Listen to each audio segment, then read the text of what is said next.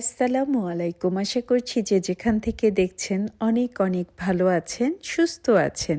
আজকে আমি নিয়ে এসেছি খুবই মজার, মুখে দিলেই গলে যাবে এমন স্বাদের একটা রেসিপি, যেটা কিনা বেশিরভাগ মানুষই খেতে পছন্দ করে। তা হচ্ছে ছানার মালাই পুডিং। শুনেই মনে হচ্ছে খুবই মজার একটা খাবার, তাই না? অনেক ধরনের পুডিংই আমি বানিয়েছি, খেয়েছি। তবে আজকে আমি একটু ভিন্ন ধরনের পুডিং তৈরি করব মালাই দিয়ে। এই মালাই পুডিংটা বলতে পারেন আমারই আবিষ্কার। চলুন তাহলে শুরু করা যাক অসাধারণ স্বাদের মালাই পুডিং। এর জন্য প্রথমেই আমি নিয়ে নিয়েছি 3টা বড় সাইজের ডিম। যদি ডিমের সাইজটা ছোট হয় তবে 4টা নিতে হবে। ডিমগুলো অবশ্যই রুম টেম্পারেচারে থাকা হতে হবে। আমি এখানে হোমমেড ছানা নিয়ে নিয়েছি। ছানাগুলো আমি বাসায় তৈরি করে নিয়েছি। ছানার ভিডিও যেহেতু আমার চ্যানেলে আছেই, তাই আমি আর নতুন করে ছানার ভিডিও করা দেখাইনি। ছানাটা যেমন মিষ্টির জন্য তৈরি করি, তেমনই পারফেক্ট ছানাই কিন্তু হতে হবে।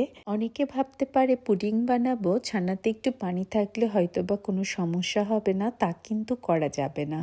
পারফেক্ট ছানার মালাই পুডিং পেতে হলে ছানাটা কিন্তু অবশ্যই পারফেক্ট হতে হবে। এবার আমি দিয়ে দিচ্ছি 1 কাপ মালাই। মালাইটা আমি 2 লিটার দুধ জাল করে একদম ঘন করে 1 কাপ মালাই করে নিয়েছিলাম। সেই মালাইটাই এখন দিয়ে দিলাম। এখন দিয়ে দিব 1/2 কাপ কনডেন্স মিল্ক। আপনারা কনডেন্স মিল্ক ব্যবহার করতে না চাইলে সেক্ষেত্রে গুঁড়ো চিনিও ব্যবহার করতে পারেন। মিষ্টিটা অবশ্যই স্বাদের উপর নির্ভর করে, তবে 1/2 কাপ থেকে 1.5 কাপ আমার কাছে মনে হয় পারফেক্ট মিষ্টি। আর কেউ যদি এই ছানার মালাই পুডিংটা খুব শর্টকাটে তৈরি করতে চায়, সেক্ষেত্রে 1 কাপ ফুল ক্রিম গরম দুধের মধ্যে 1/2 কাপ গুঁড়ো দুধ মিশিয়ে নিতে হবে। আর যারা বাহিরে থাকেন তারা তো পেয়ে যাচ্ছেন ঘন দুধ, এভাপোরেটেড মিল্ক। আমার কাছে ট্র্যাডিশনাল ওয়েটাই পছন্দ, তাই আমি সেভাবেই তৈরি করছি। তবে কারো যদি তাড়া থাকে, শর্টকাট ওয়েতে বানাতে চায়, তার জন্য আমি কিছু উপায় বলে দিলাম। এখানে আমি 2 চা চামচ ভ্যানিলা এসেন্স দিয়ে দিলাম। যদি কারো ভ্যানিলা এসেন্স না ভালো লাগে, সেক্ষেত্রে সাদা এলাচের গুঁড়োও ব্যবহার করতে পারেন। শুধুমাত্র 5টা উপকরণ দিয়েই কিন্তু এই অসাধারণ স্বাদের ছানার মালাই পুডিংটা আমি তৈরি করব। এখন আমি ব্লেন্ডারের মুখটা লাগিয়ে দিব, দিয়ে ব্লেন্ড করে নিব। ব্লেন্ড করা হয়ে গেলে আমি এই সমস্ত ইনগ্রিডিয়েন্টসগুলো ছেঁকে নিব। আমি কিন্তু সবসময় ছেঁকে নেই না, কখনো কখনো ছেঁকে নেই, কখনো কখনো ছেঁকে নেই না।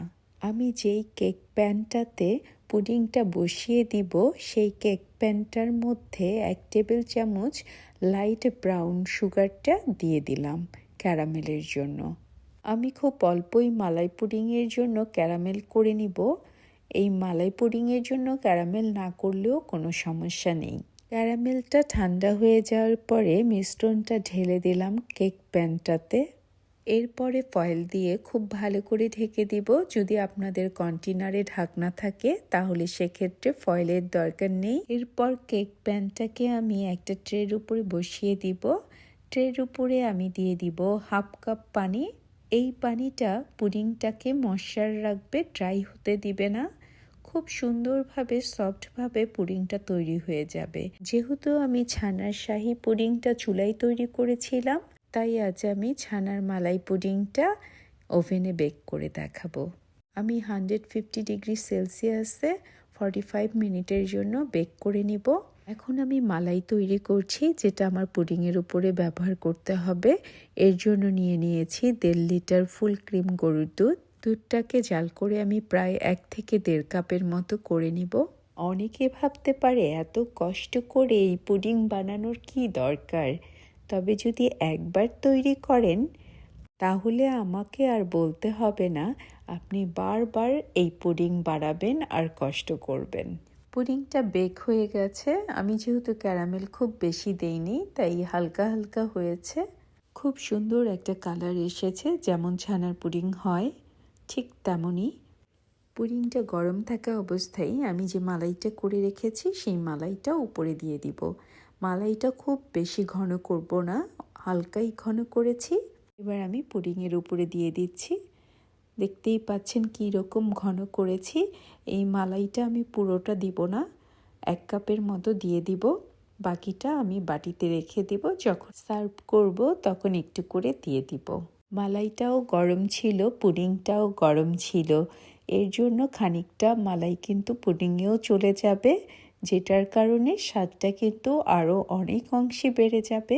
এখন আমি 15 মিনিটের মতো ঠান্ডা হওয়ার জন্য রেখে দিব। এরপরে কিছুক্ষণ ফ্রিজে রেখে আমি সার্ভ করে নিব। এত সফট আর এত মজার হয় এই ছানার মালাই পুডিংটা, একবার না খেলে কিন্তু কোনোভাবেই বুঝতে পারবেন না কত মজার হয় এই পুডিংটা।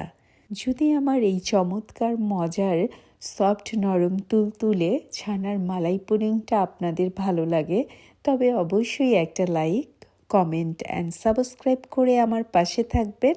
আপনারা সবাই অনেক অনেক ভালো থাকবেন। আল্লাহ হাফেজ।